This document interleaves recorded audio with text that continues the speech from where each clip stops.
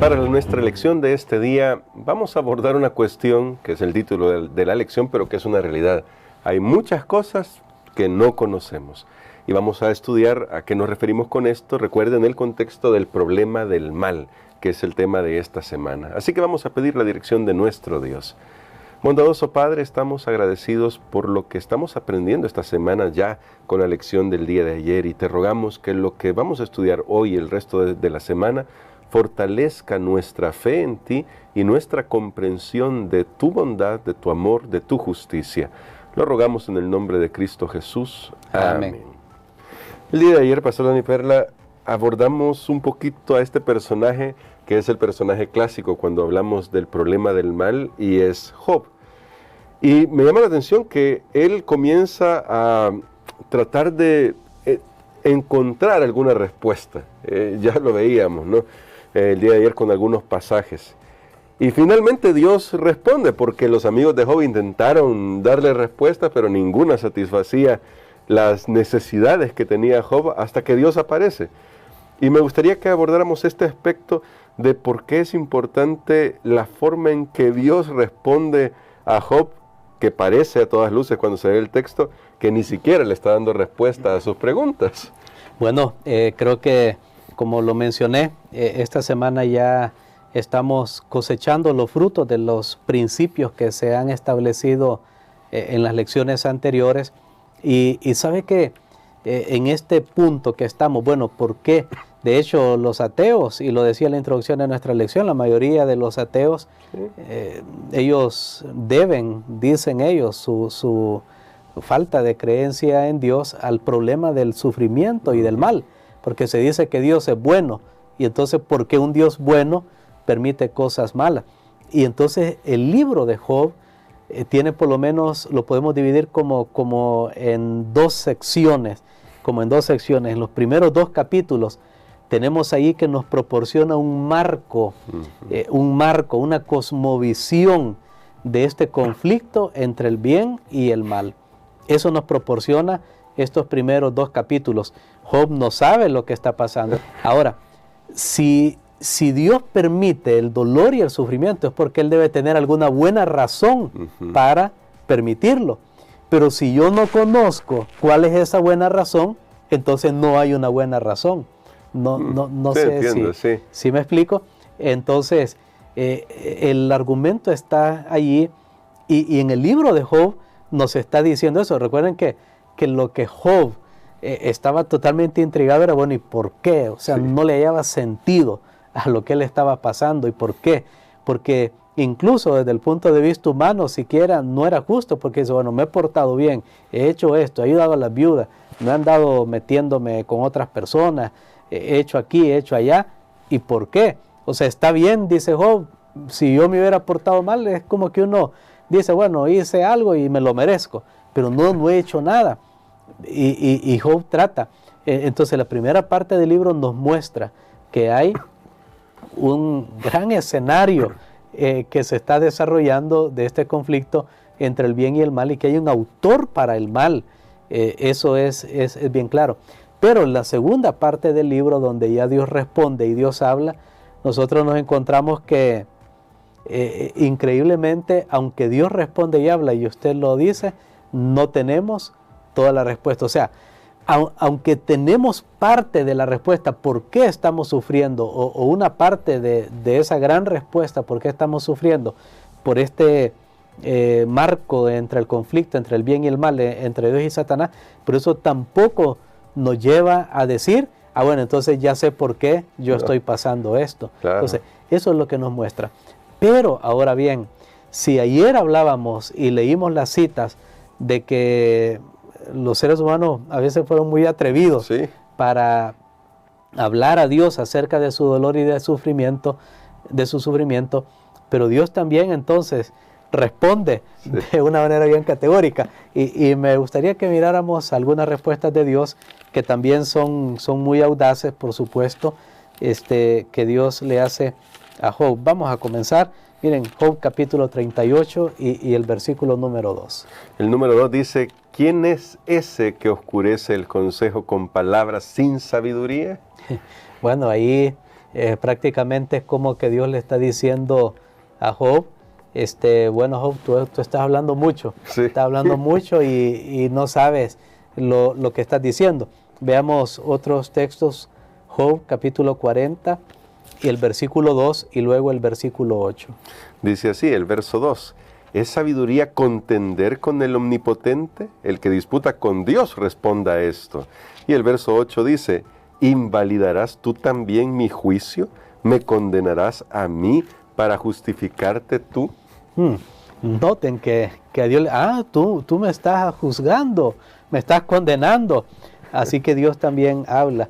Veamos Job capítulo 41 y vamos a leer el versículo 1, luego el 4 y finalmente el 10. Muy bien, dice el verso 1, ¿sacarás tú al leviatán con anzuelo o con cuerda que le eches con su lengua?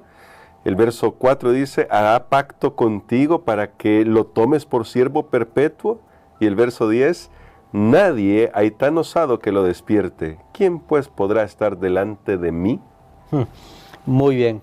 Es como que Dios le dijera, mira, si todos temen, en este caso estaba hablando del leviatán, ¿quién se atreverá a enfrentarse a Dios? O sea que le está diciendo, mira Job, si no tienes el valor, para ponerlo tal vez modernamente, si no tienes el valor de ir a una jaula donde hay un león y meterte y pelear con él, ¿por qué tienes el valor de venir y pelear conmigo? Sí. Eso es lo que le está diciendo Dios en otras palabras. Entonces vemos que Dios habla y a través de esto Dios le muestra a Job que no, por un lado, nosotros no vamos a lograr entender perfectamente o conocer cada detalle por qué las cosas están pasando, pero que no significa que aunque no lo podamos entender o no lo podamos ver, que Dios no tenga alguna razón para ello. Pero entonces, pastor, ¿cómo podemos llegar? Porque está muy interesante toda la argumentación, toda esta explicación, pero ¿cómo podemos llegar a la conclusión que llega luego Job? Porque vamos a destacar alguna cosa buena que tuvo Job aquí. Bueno, él tuvo muchas cosas buenas, pero esto hacia el final, que aparece en el capítulo 42 y en el verso 3, que Job, bueno, ahora que está hablando con Dios, dice, ¿quién es el que oscurece el consejo sin entendimiento? Por tanto, yo hablaba de lo que no entendía, cosas demasiado maravillosas para mí que yo no comprendía. ¿Cómo podemos nosotros, en medio del dolor y el sufrimiento, llegar luego a esta confesión de humildad que tiene Job al final? Precisamente, creo que la manera como Dios habló con Job era para que él llegara a ese punto de humildad, de reconocimiento que sí, él no puede saberlo todo, pero que hay alguien que sabe. Y eso es muy importante, sí, yo no sé, pero puedo confiar en alguien que sabe. Yo estaba pensando, por ejemplo, bueno, cuando alguien viaja en un avión, aunque en estos últimos días como que no es tal vez el ejemplo más perfecto, pero Sí. imaginémonos, cuando uno sube en un avión, uno no puede dirigir ese aparato, pero uno confía que hay alguien que sabe cómo hacerlo, de llevarme desde este lugar a aquel otro lugar.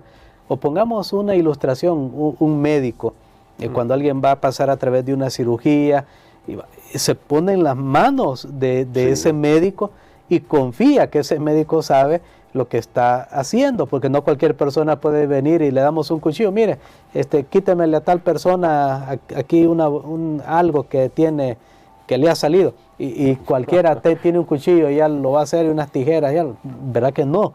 Pero confiamos que alguien, o sea, nosotros no sabemos cómo funciona, pero sabemos que alguien sabe. Entonces, precisamente llegamos aquí al punto de la humildad que llegó Job, al reconocer que no puede saber todo, pero que Dios sabe. Amén. Y hay un texto que nos ayuda también para recordar esto de la humildad. Veamos Isaías capítulo 55. Isaías, el capítulo número 55 y los versículos 8 y 9.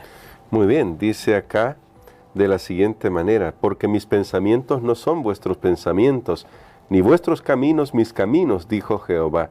Como son más altos los cielos que la tierra, así son mis caminos más altos que vuestros caminos y mis pensamientos más que vuestros pensamientos. Muy bien, ahí nuevamente tenemos que reconocer, ¿verdad? No está en nosotros, no llegamos a esa altura. Y tal vez leamos también Romanos 11:33 en el Nuevo Testamento, que nos recuerda una vez más nuestra pequeñez en relación a estos grandes temas. Dice acá, oh profundidad de las riquezas, de la sabiduría y de la ciencia de Dios, cuán insondables son sus juicios e inescrutables sus caminos. Totalmente la exclamación que el apóstol Pablo hace nuevamente de humildad, de reconocimiento.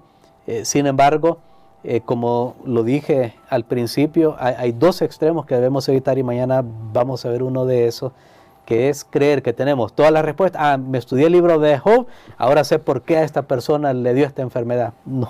No tenemos todas las respuestas, pero tampoco podemos decir que no nos interesa conocer algunas razones que hay detrás del dolor y del sufrimiento. Amén. Bueno, con esto en mente, pastor, me gustaría que al orar en esta ocasión, para terminar nuestra reflexión, usted nos pueda ayudar para que en esta oración interceda por nosotros para que aprendamos a mantener nuestra confianza en Dios, a convivir con preguntas sin respuestas, confiando en lo que confiaba Job, que Dios sí tiene las respuestas. Amén. Padre, en esta hora nuevamente, Señor, estamos delante de ti, agradeciéndote porque tú entablas una relación con nosotros los seres humanos y nos muestras, nos comienzas a revelar el porqué de muchas cosas, pero siempre sabiendo, Señor, que somos demasiado limitados para poder entender todo el cuadro.